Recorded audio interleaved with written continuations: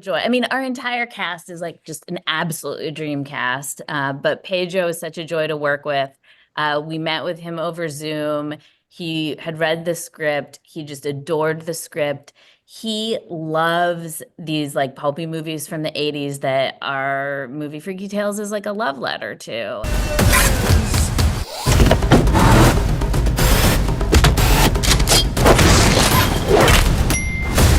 What happened here? You fucked with the wrong warrior.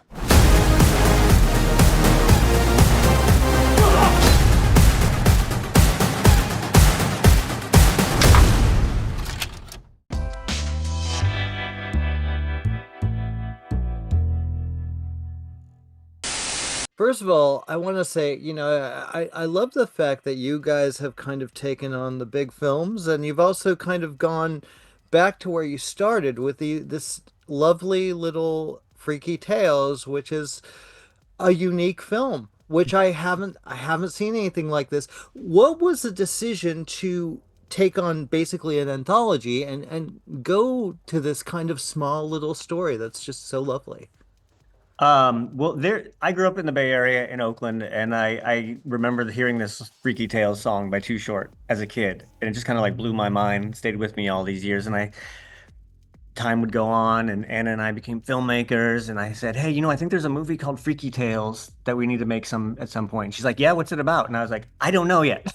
And then we'd go on, we'd make another movie, years would go by, and I'd start pitching her weird ideas for what it could be, and she was usually not interested, and frankly, they weren't very good.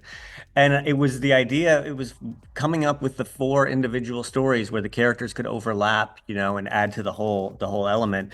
I think that was the key to unlocking it. And then we could really just have fun. The purpose was to have fun with each story in a way that we hadn't really approached storytelling before. We don't always approach it for the audience to have fun, but on this one we did.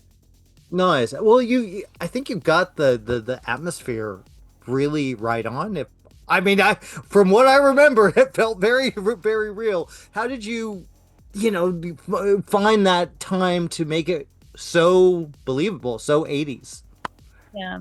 Well, what was really fun about it was, we have these kind of really unique special subcultures of a very specific time and very specific place. 1980s, East Bay, we got a punk scene, we've got the hip hop scene, we've got the Warriors, we've got this kind of like pulpy crime underworld.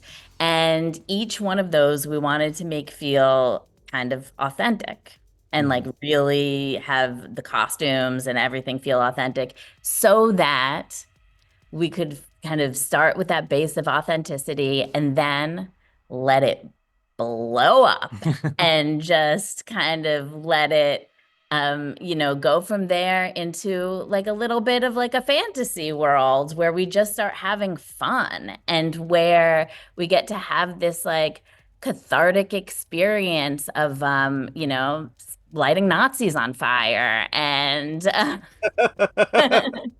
like revenge fantasy and Yeah. and we thought that like starting in like a really like authentic realistic place kind of was a really fun place to start for something that ultimately does feel like a little bit more kind of comic booky and fantastical in the end.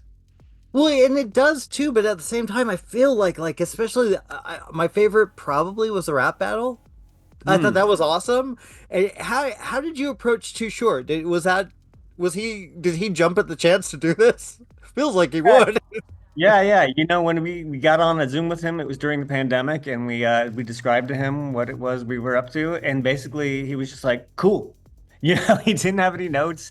He was just like down, and so and then he agreed to show up for the cameo that he plays in the movie. We used his music in the movie, and he didn't see it. He didn't give us any notes. He waited until it was done. He only came to Sundance to see the completed version, and I think he was just beyond. He was so excited about it. And I think he loves the movie, and thankfully he loves the movie because it was over. It was done.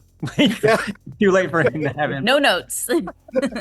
Thank God. Well, did who came up with the rap battles? Was that you guys, or did you have them do their thing? Well, it's based on a Too Short song. Yeah. all Okay. don't talk to feelings. So Too Short and Danger Zone are real, artists, and they wrote the song back in the 1980s, and we kind of reinvented this story that is, a fictional reinvention of like how this song might have come to be. And so we took the song and then we fictionalized around it, and that's what they're doing in the rap battle. And Simba is an East Bay artist who is actually friends with Too Short, and he plays young Too Short in the movie. I mean, it felt so realistic, but I could tell that you weren't going the de-aging thing, which was nice.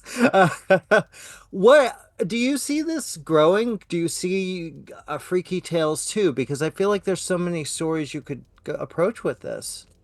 I would love that. I have a lot more stories from different cities. We could go different places with this, and I think it all depends on if people show up to see this one. What would you do?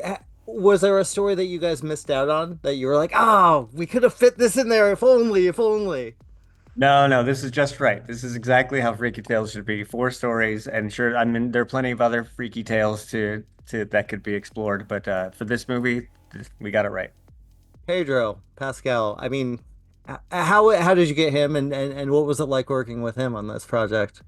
What a joy. I mean, our entire cast is like just an absolute dream cast. But Pedro is such a joy to work with. We met with him over Zoom. He had read the script. He just adored the script. He loves these like pulpy movies from the 80s that our movie Freaky Tales is like a love letter to. And he had all the same references as us, the same kind of music that he was into.